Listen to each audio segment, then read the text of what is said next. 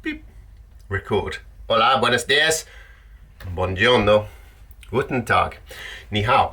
Hello, welcome back to a new episode of Ask an Adventurer, where you ask me questions and I answer them. Tell me more about the flag hanging on your wall, the red ensign. Aha. Good observation from someone. Hanging on my shed wall is this, the red ensign, which mariner nautical types will understand what this is, but there's actually no story to this except that I was out for a run one day on a beach and I found it washed up on a beach. What a cool thing, a bit of flotsam and jetsam.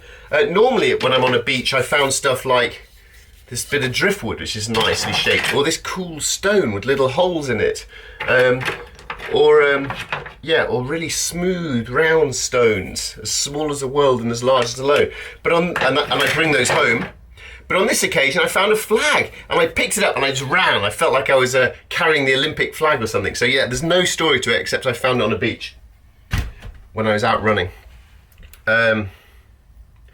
I find my desire and ability to take adventures corresponds with owning less stuff and less clutter.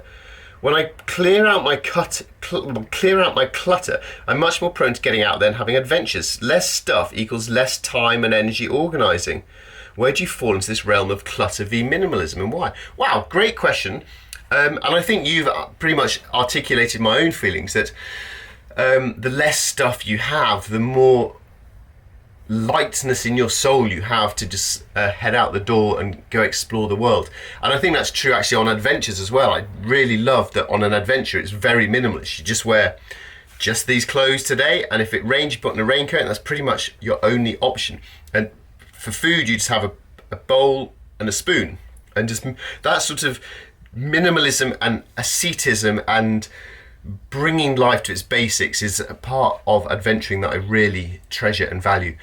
When I cycled around the world for 4 years, living with just those few small pannier bags on my bike, I didn't buy or keep a single souvenir for that time, for this exact reason, that I didn't want clutter in my life.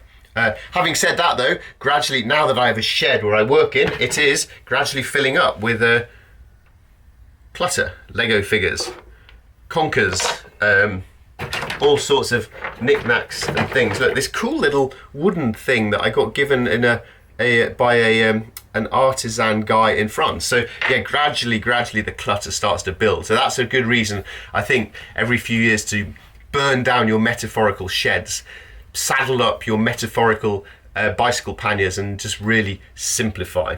Simplify, simplify, simplify, said Ralph Waldo Emerson. And then Thoreau replied, wouldn't one simplify have been sufficient? I might not have quite got the characters right in that anecdote. I'm curious about your writing routine and schedule. You're prolific. Share with us your secret about how you're able to stay on task and keep the book moving forward. And when do you know when you're done with the book? At what point is it good enough? Do you have any degree in writing, and how did you learn? And do you have a desire to write anything completely different? Wow, great questions. So, my writing routine is essentially that I try and think that writing books is my most important thing to do in my working life, and therefore every day I should try to do some of that. So generally I try and write 1,000 words, and up here above my shed, so I can't turn my phone camera around, but I have a habit calendar, which is something I learned about from the Do lectures, and essentially it's just a grid, and every day when I've done 1,000 words I put an X in the day, and the key then is to get an unbroken string of X's. And if you can, and 1,000 words, don't edit it, don't filter it, don't think anything about it. If it's rubbish, just keep writing it. It doesn't matter. Do that for 100 days, you've got 100,000 words down. Boom. First draft of a book. After that, then the hard work begins of starting to edit and polish. And how you know then we're done with a book. So normally when I finish the first draft, I think this is the worst book in the world. I re-edit it and write it, which is a blooming hard process, I think. And then second draft, I think, yes, this book's great and it's finished. Woohoo, I'm a genius. And then I usually send it to a couple of editor type friends, and I pay them for this service, but they would then read it and they go, this is really rubbish. You got work to do, boy, get back to it.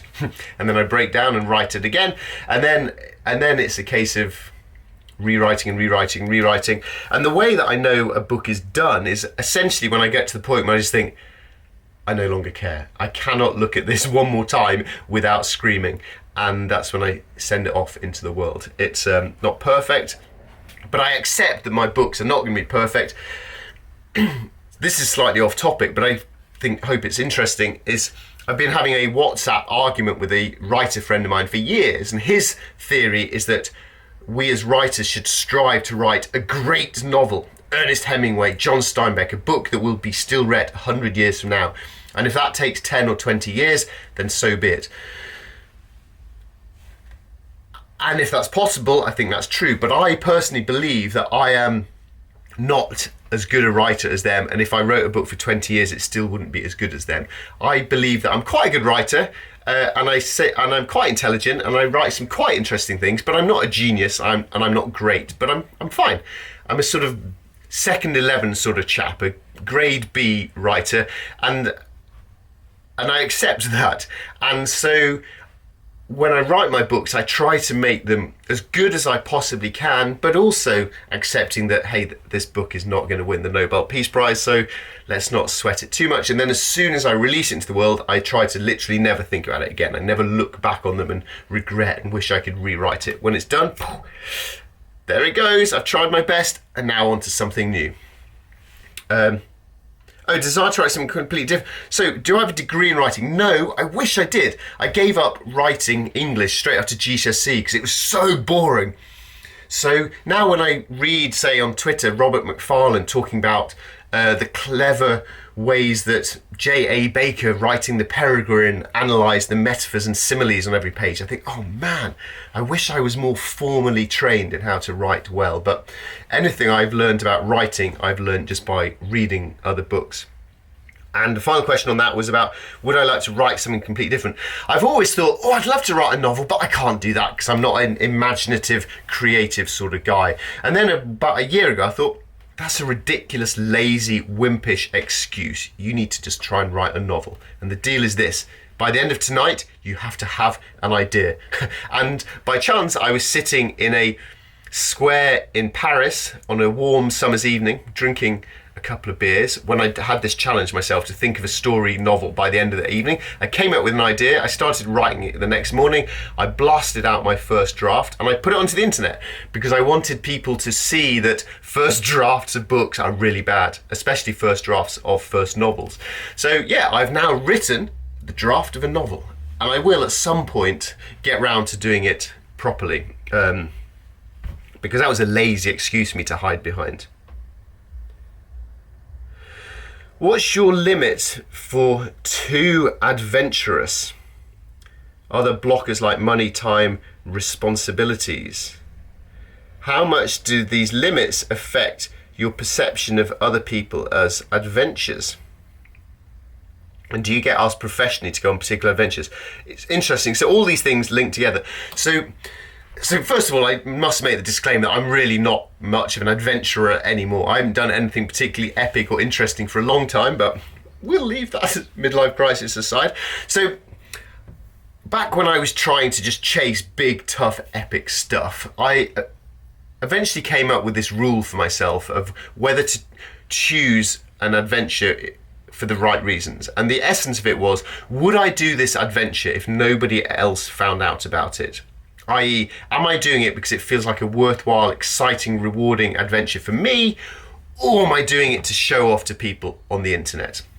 And I found that a really helpful, distinguishing feature for knowing whether I was doing something for vanity or because it was a good thing to do, and therefore it probably helped me with my choice of judgment and risk. And that leads on to another part of this question, which was, I did once get asked by a professional mountaineer to go and climb Denali in winter. This guy's an amazing climber, very famous, very successful, and he wanted me to go climb Denali in winter. And I was totally flattered. But I said, why me? I'm not a climber. And he said, don't worry, all you need to do is just basically be a decent bloke and be willing to suffer. And Denali in winter is pretty hard and suffering. So then I applied this test of would I do this if nobody ever found out? And I realized that no, I'm doing this just so that I can show off that I've done this cool thing with this cool person. And it sounds dangerous and difficult. Not difficult, it sounds dangerous and a little bit reckless, and therefore I should say no. It's also good, by the way, good advice is if someone asks you to do something and your main reason for accepting is flattery, then say no. So sometimes, for example, I get an email from someone saying, oh, I'd love you to do X, Y, and Z because you're the most amazing person in the whole wide world and I love your adventures. And I think, that feels really nice. But the actual thing, I have no interest or relevance to me. So I try to not let flattery lead my rational decision making. Right, a couple more.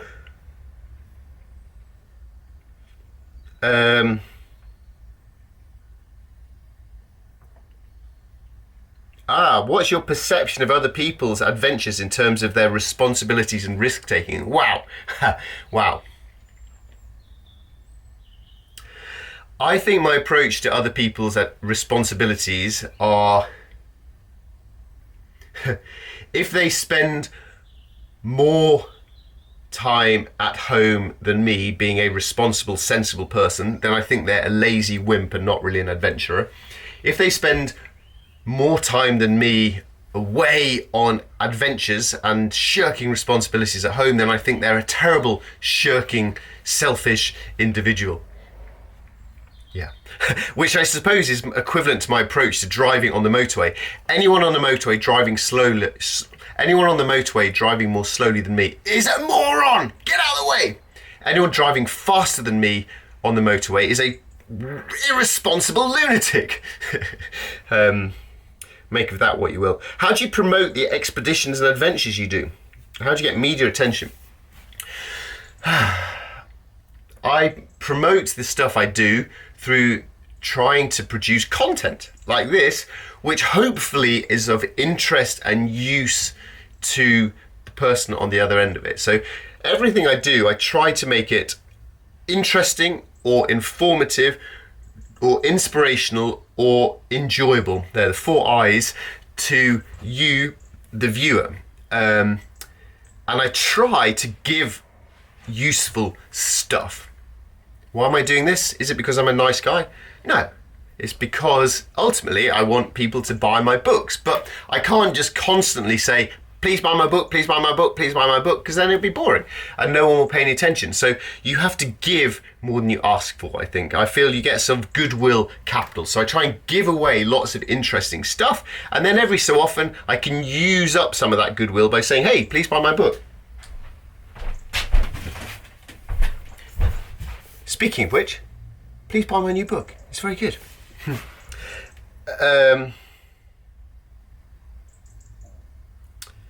Right, I want to walk from one end of Japan to the other. How do you go about planning such a trip? I tend to just YOLO it, you only live once, and not plan anything. But things like finding cheap accommodation and budgeting correctly usually trip me up once I start. Well, if I was going to walk the length of Japan, what I would do would be to accumulate as much cash as I possibly can beforehand. So work as much as I can to save up as much as I can. I would buy a ticket to the very north of Japan. I would buy a tent and a language book. And then I would dare myself to just start walking south with literally no more planning and preparation than that. And to just pour myself out onto the serendipity of the world.